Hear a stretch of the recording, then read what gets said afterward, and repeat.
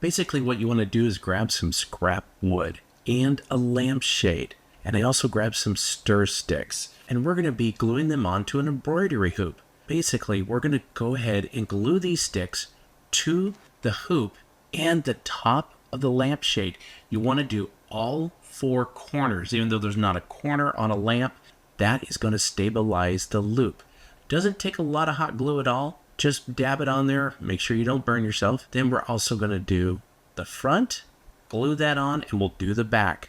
Once we got those all on, we're going to flip our shade over, grab our other loop, place it there. We're still going to need the wood spacers. Now here's the kicker. Glue it to the loop and the bottom of the shade, which is now the top.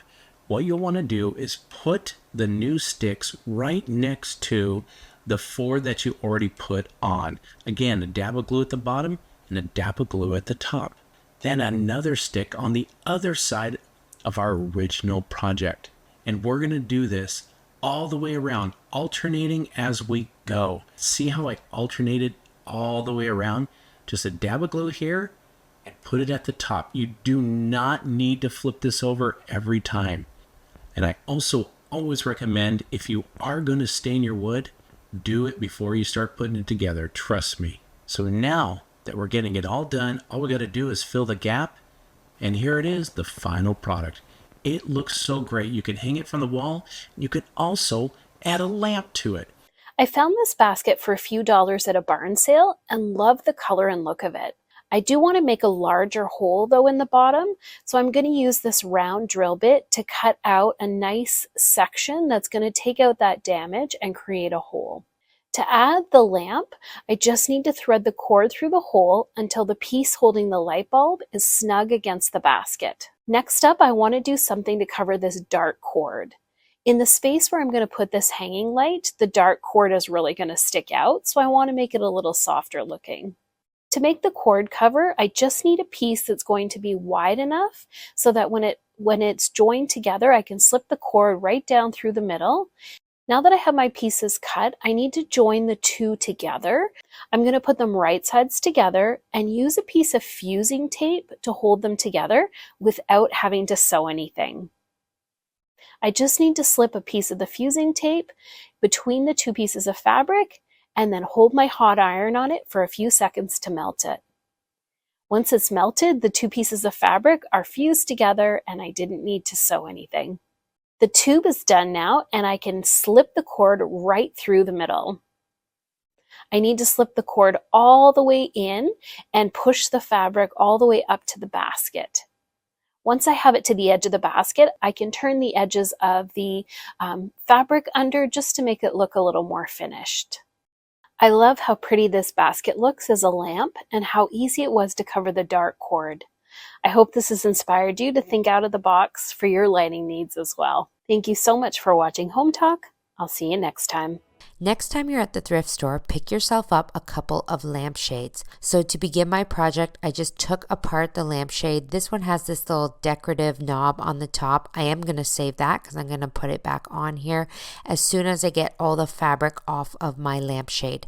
So I just began with some scissors, cutting apart the fabric and ripping it off.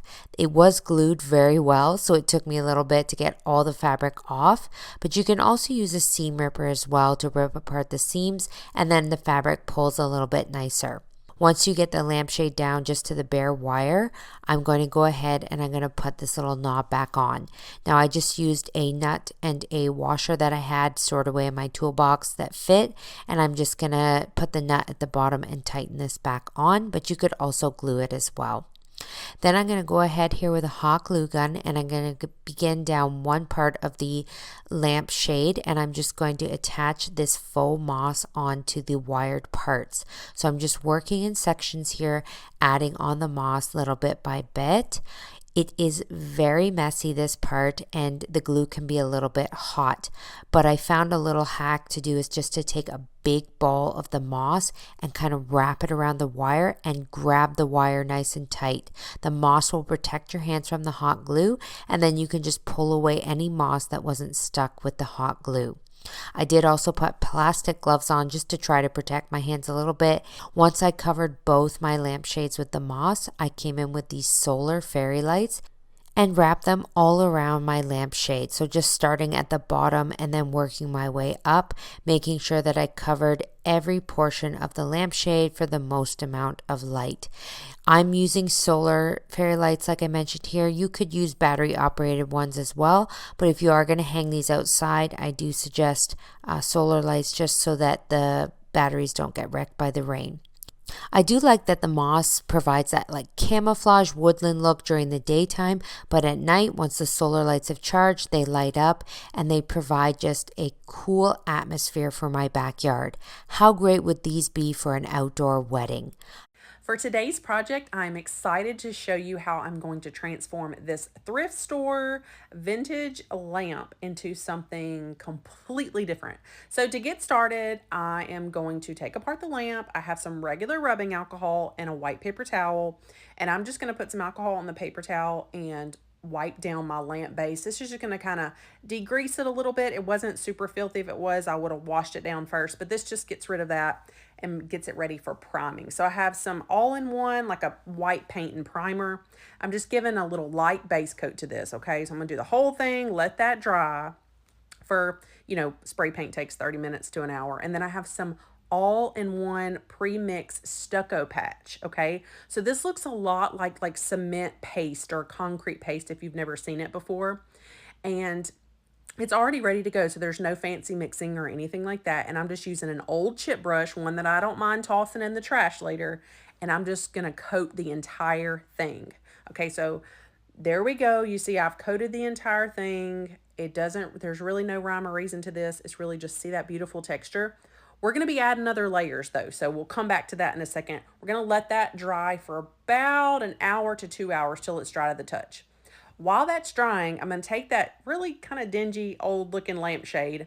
I'm using some white chalk paint in the color Cotton by Dixie Belle. And I'm just going to do some brush on, straight onto this lampshade. If you've never painted a lampshade before, typically, if it's made of like a fabric, I just use a light misting bottle. That's water that you saw me mist on there. And it just makes the paint kind of flow and cover nicely. I'm going to let that dry. Then I'm actually going to do a second coat the same way and just get it nice and covered so it will go with our new lamp base. Set that to the side. Now that our stucco patch has had some time to dry, I have a medium gray paint here, and I've also added a little water to it with my misting bottle. And it's the color Manatee Gray by Dixie Belle. I'm just going to take a regular paintbrush, nothing special here. I'm going to keep it not runny, but I want to keep my paint to where it'll move around and flow easy. So I'm just going to work on getting this whole lamp base covered in this medium gray chalk paint.